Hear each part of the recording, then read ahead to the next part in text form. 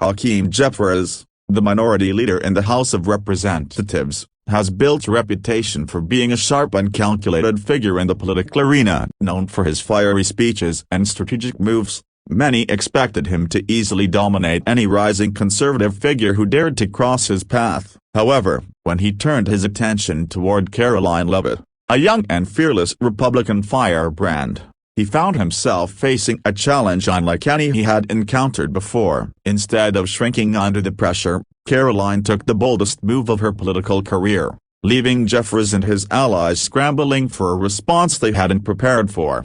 The clash began when Jeffries made a series of public comments aimed directly at Leavitt, dismissing her policy ideas as shallow and accusing her of being a mouthpiece for extremism. His remarks were meant to sideline her growing influence within conservative circles and paint her as inexperienced. But what he didn't anticipate was that Karoline had been preparing for a confrontation like this for months. Behind the scenes, she had built a powerful coalition of supporters, honed her public speaking skills, and lined up a series of media appearances to strike back hard against any political attacks.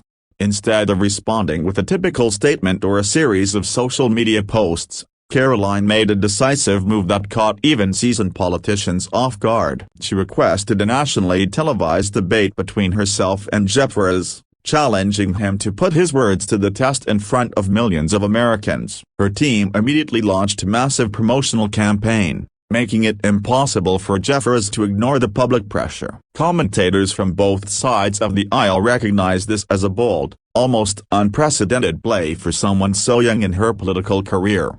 Initially, Jeffries tried to brush off the debate challenge, suggesting that he had better things to do than engage with what he called political theatrics. But the more he tried to downplay it, the more attention Karoline's challenge received. Political analysts pointed out that refusing the debate would make Jeffries appear weak, especially against an up-and-coming star who was gaining momentum. Some even said that Karoline had outmaneuvered him by forcing him into a lose-lose situation: debate her and risk being embarrassed, or refuse and seem afraid.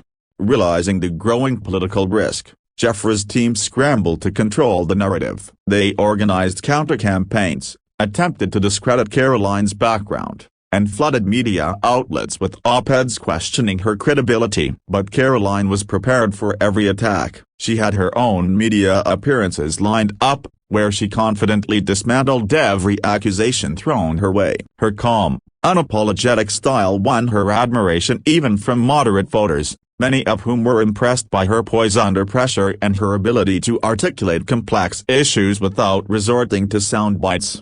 As the days passed, the pressure mounted. Even some of Jeffries' usual media allies began questioning why he wouldn't accept the debate. Meanwhile, Karoline's team released a detailed policy platform showcasing her deep understanding of major national issues, from economic reform to national security. Her move wasn't just about showmanship, it was a calculated effort to prove she was a serious contender on the national stage. This combination of guts and substance created a wave of excitement around her that Jeffries could no longer dismiss as a temporary flare-up. Eventually, Jeffries had no choice but to address the situation more seriously. In a carefully staged press conference, he attempted to pivot by saying he was always open to spirited dialogue but that debates should be earned through merit, not media spectacles. However, the damage was already done. Karoline seized on his words, responding swiftly that Americans deserve leaders who would defend their ideas anywhere, anytime, not just when it was politically convenient. Her response went viral within hours, solidifying her position as a fearless fighter unwilling to back down. Political insiders marveled at how Karoline had flipped the script so thoroughly. Instead of being marginalized by a more experienced opponent, she had made Jeffries look evasive and defensive. Her campaign donations surged, fueled by grassroots supporters who admired her courage. Meanwhile, Jeffries found himself on the back foot, trying to regroup and shift attention back to legislative battles. But the encounter had already altered perceptions in Washington, with many noting that a new generation of leadership wasn't just coming, it was already here, demanding its place.